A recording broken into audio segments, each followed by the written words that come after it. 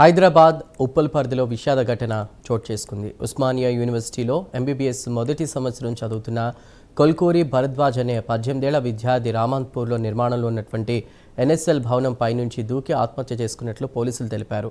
మానసిక ఒత్తిడి కారణంగా ఈ ఘటనకు పాల్పడినట్లు ప్రాథమికంగా అనుమానిస్తున్నారు.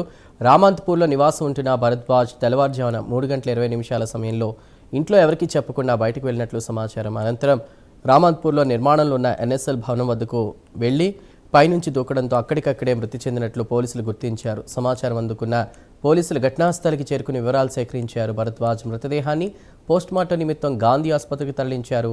ఘటనకు దారితీసిన కారణాలపై కేసు నమోదు చేసి దర్యాప్తు చేస్తున్నారు.